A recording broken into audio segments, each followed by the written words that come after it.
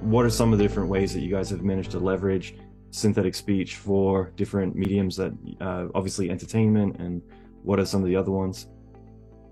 Yeah, I mean, the way how Respeecher does synthetic speech is not the most popular way in the market. So most of the companies in synthetic speech field are doing text-to-speech, which is, in our opinion, is quite limited in terms of emotional range, in terms of ability to control emotions, in terms of language models, they're using vocabularies and stuff. Therefore, the route we chose was to focus on something AI does in a good way, like replicating a particular voice, but not letting AI do performance, while text-to-speech has to let AI guess how it would sound if human would say it, so it would resemble the to a human voiceover in this piece. We take from humans what they do best, and humans are great in performing or being guided how to perform, and we apply technology on top of their performance to make the voice sound as they desire. In terms of applications, initially we were focused on high quality content production, mostly because technology was heavy and it could have been affordable only for big projects and big studios. And there we detach a human from their voice, and that means that in a movie like The Mandalorian, when you need to get Luke Skywalker appear exactly like he looked 40 years ago, and he should sound exactly like he sounded back then. That's a thing that should be solved with the technology like ours, because there are obviously no other authentic ways to get this voice exactly like it sounded back then. So we were focused on those edge projects like de-age and resurrection projects, but now we see that it's finally getting adopted in the market. And this understanding that human is not specifically tied to their vocal apparatus they have in a particular moment of their life, and it's changing all the time.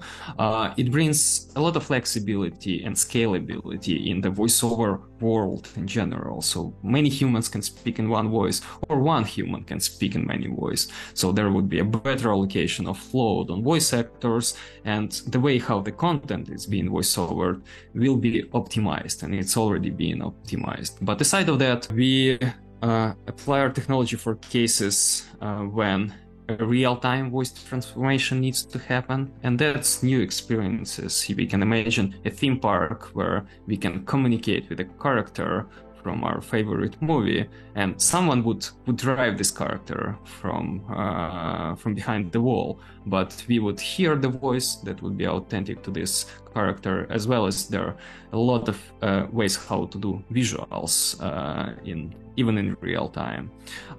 But it's not just content production.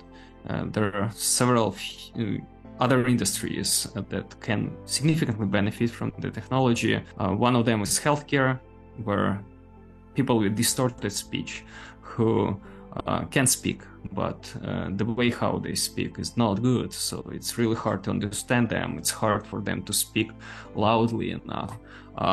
They already experienced our technology in some of early projects, and it seems we can help to many thousands of people even early next year, in the cases when they went through throat cancer and have electrolarynx or TEP. They can just convert the current voice into a better voice, or even in the voice they had before. We also explore applications where in real time a call center can speak to you in the voice of your favorite athlete, for example, or just in the voice you like. That would be kind of interesting. Maybe it would prevent people from hanging up so quick when a call center is calling up and it's Morgan Freeman on the other end of the phone. Yeah, I think it's really fascinating. I definitely want to lean into the health aspect. I had a lot of questions around that too, which because I think that with most innovation, it's usually in whatever the consumer wants first. So entertainment usually has what gets adopted first, but there's so many different applications for what you guys are developing, especially as you mentioned, like real-time translation. I've found that really fascinating speaking at events in China or Korea or Finland and other places where sometimes you'll be speaking and you got to wait and have it translated.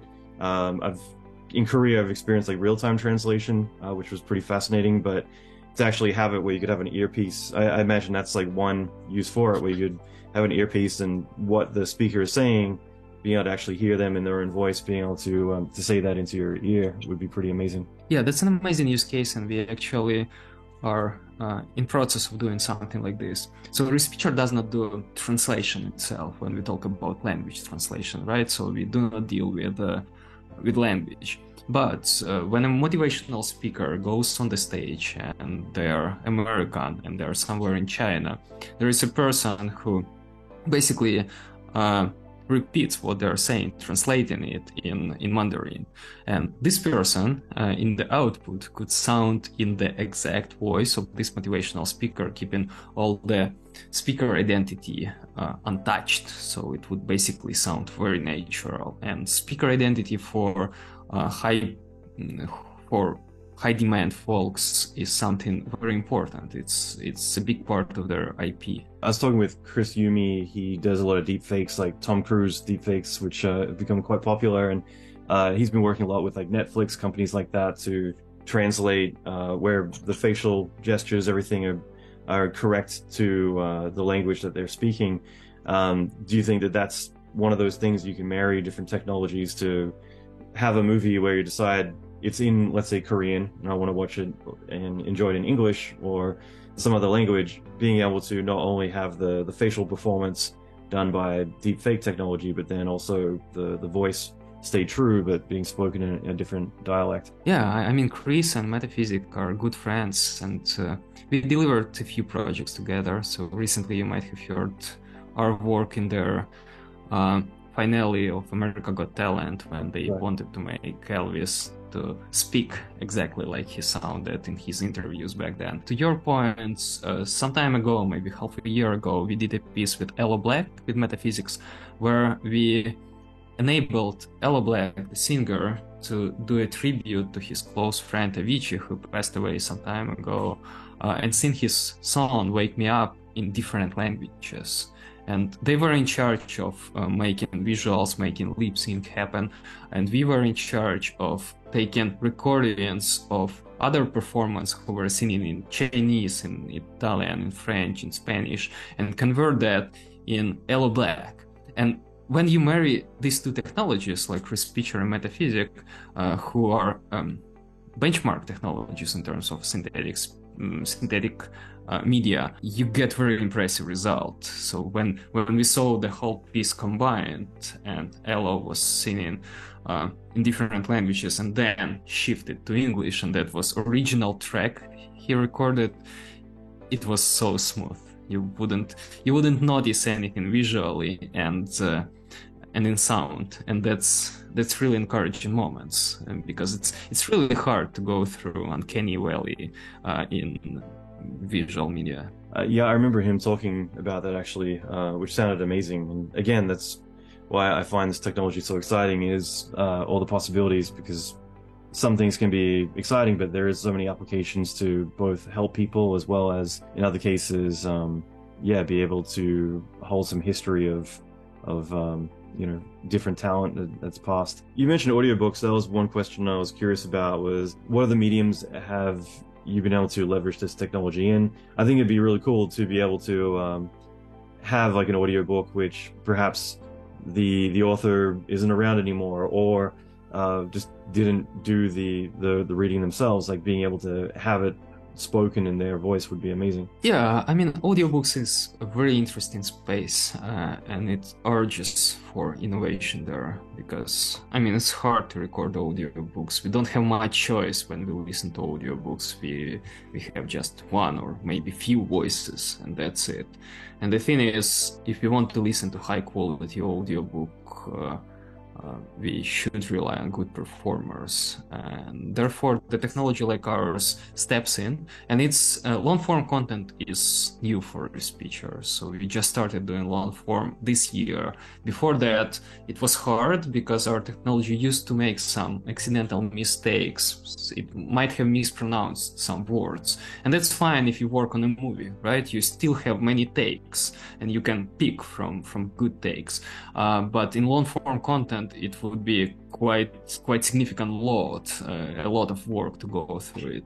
But now the tech is robust enough and we start doing something like this. We released an audiobook with one of YouTubers recently, with the Jolly, the whole 9 hours audiobook that was narrated by one person and converted into another voice. But the future there is very exciting. So first of all, we would be able to hear the voices we really want to hear in audiobooks. So if I want to listen to an audiobook that was narrated by Tom Hanks or Scarlett Johansson, they couldn't narrate all the audiobooks I'd like to listen. They just don't have time for this.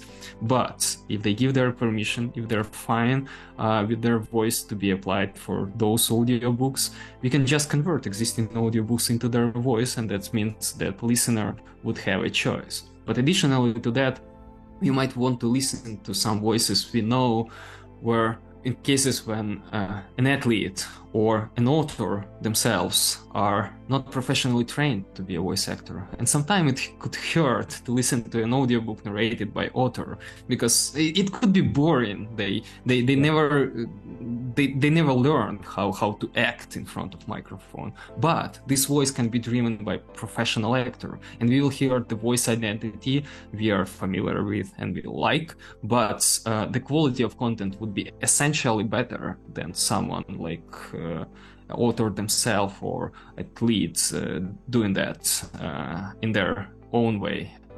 So that's really interesting future. But also audiobooks could become audio dramas right away. So it would be the same workflow process. One actor records an audiobook, but in places when he speaks for a character of a different gender or different age, this part could be just converted into a voice from our library, for instance, and that's amazing. Audio dramas are cool, and they're not that popular now because it's hard to produce. Absolutely, and that's a good point. I was thinking that myself, that there are certain authors I really like, and I've preferred the audiobook from the professional narrator over the actual author, because they're just not that good at being able to, read and keep you captivated versus someone who does that for a living. So having that performance and that charisma with that author's voice, it would be a great kind of marriage of the two. Just going back to health, because I personally think that's like a really fascinating subject,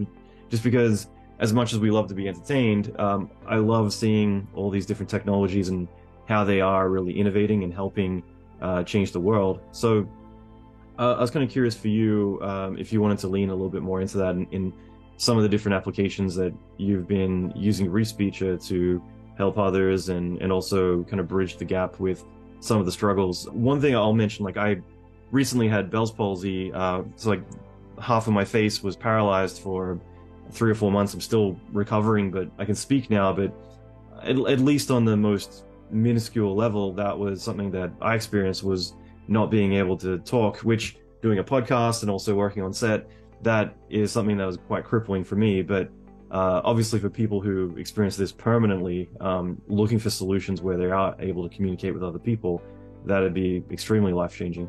We have a few directions. One of them is healthcare. We started to talk about. I mean, we were always excited about applying our technology for people that have distorted speech. They can't speak, but it's really hard to understand them, and they struggle a lot to speak. It's hard for them. But we never were able to apply it right away, just because our technology had a lot of limitations. It was very sensitive to recording conditions. It was not working in real time. Now we have real-time version of our technology. And early this year, someone in March, we got some significant updates to our system, and we tried to apply it to distorted speech right away. We tried electrolarynx speech, we tried TEP, and it worked out. So we heard some improvements, and we applied our technology in a very bold way, right out of the box, without any adjustments for these particular cases.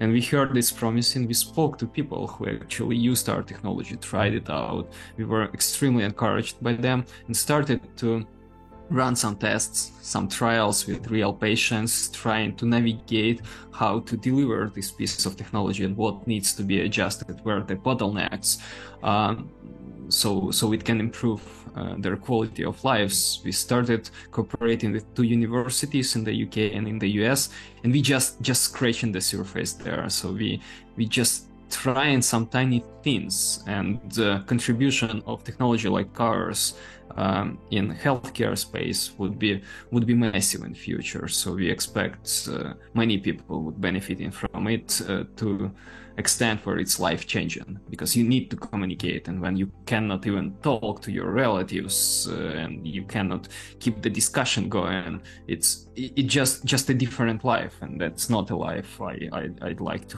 have in any case. Another application I'd like to mention is in content production, but it really brings content production of documentaries and investigative journalism on the next level, and I'm talking about anonymization. We have projects like this.